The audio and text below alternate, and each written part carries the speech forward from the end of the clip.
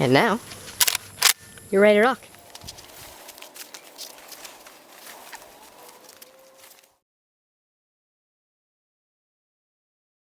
What is crack-lacking? Welcome back to another one here at Bar Time Outdoors, where we have a fun one for you guys this morning, and for me. I'm fixing to have a blast with this little dude. We got a Henry Golden Boy. This is a 45 long Colt Cowboy. It's shooting 255 grains, and this is a pistol load. So we got to get really close to him this morning, and that's exactly what we're going to try our best to do. So it's almost like shooting a bow, but in a gun style. So I actually shot a hog with this last night behind my uncle's house. We live pretty close by. He called me and said, hey, there's a hog rooting up my backyard. So I said, all right. So I snuck out there and shot him. And then I said, hey, we're going to use that tomorrow for a video, because I enjoy shooting this little dude. It kind of takes you back to the cowboy realm. I'm not a cowboy. I'm a four-wheeler Can-Am boy. And so I'm excited to shoot this thing.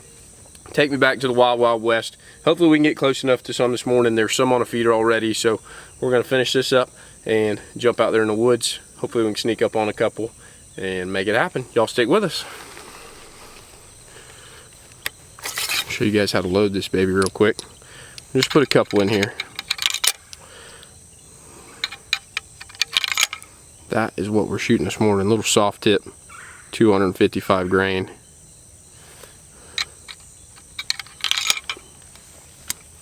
Put a ramrod back in there. It's gonna fall in this groove right here on the side, so twist in. And now you're ready to rock. Let's put the hammer forward because it doesn't really have a safety.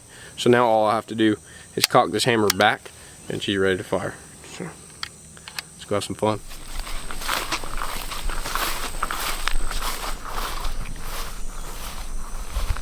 Let's get this walk started here. Go down this road and then down around this corner back here.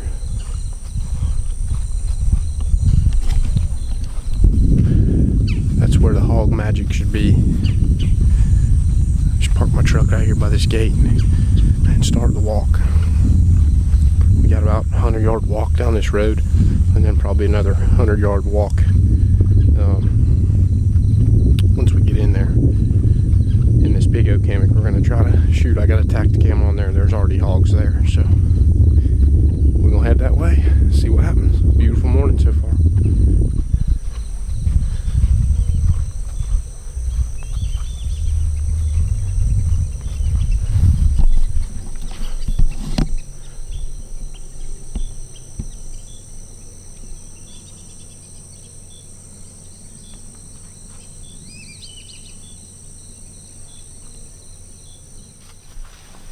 Some little hog tracks headed the same way we're going. It's always a good sign.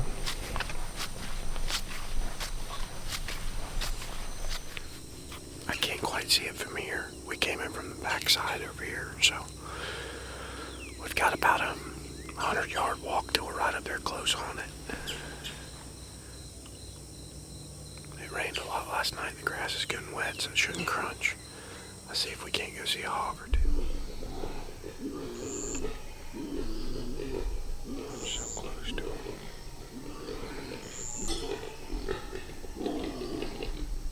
They're fighting like crap. One's trying to breathe.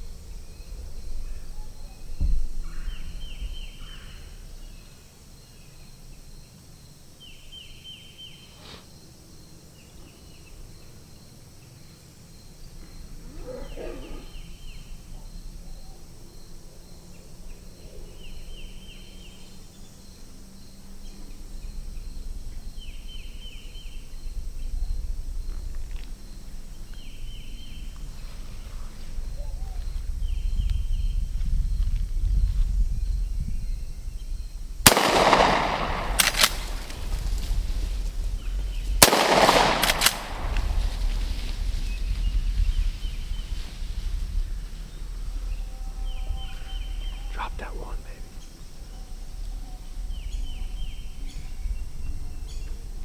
Got a scav. I don't really know where I went.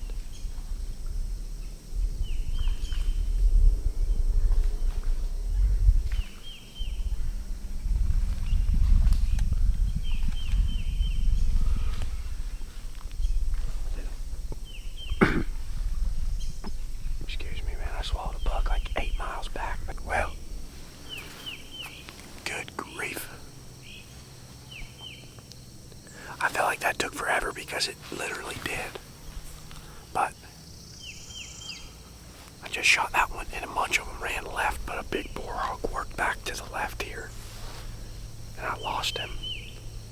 I missed on my second shot. It was a little too far, but there was one tailing in the back. And I shot him, I saw dirt kick up right underneath him. But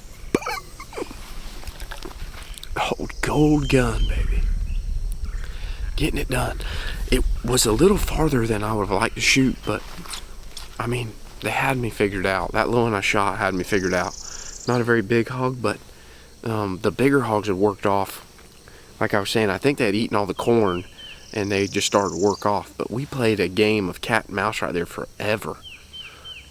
I walked, it's not, I mean, you can see there's trees back there, but there's not like an abundance of trees. It's pretty open underneath the trees in here.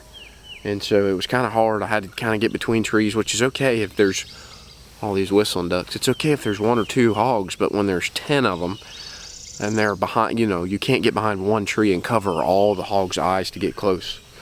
So I literally, one would peg me, I'd stop. We got an audience of whistling ducks.